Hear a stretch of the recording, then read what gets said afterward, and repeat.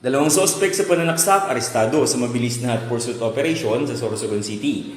Mariing kinundina ng Sorsogon Police Provincial Office ang karumal-dumal na insidente ng pananaksak na nagresulta sa pagkasawi ng isang residente sa Barangay Kapuy, Sorsogon City. Agad namang rumisponde ang mga operatiba ng kapulisan kasunod ng insidente dahilan upang may sagawa ang isang mabilis na hot pursuit operation.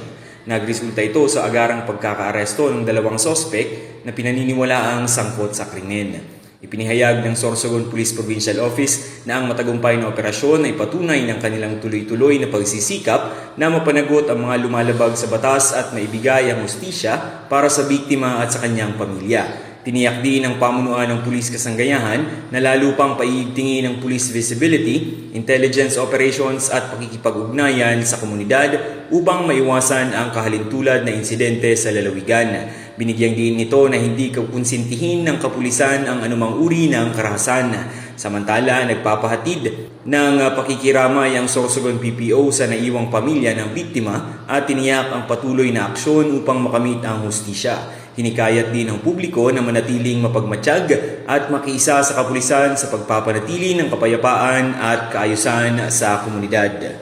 Mula dito sa Sorsogon Police Provincial Office, ako po si Police Corporal Chris Gupela para sa Police News Network. At ito ang bagong PNP para sa bagong Pilipinas, serbisyong mabilis, tapat at nararamdaman.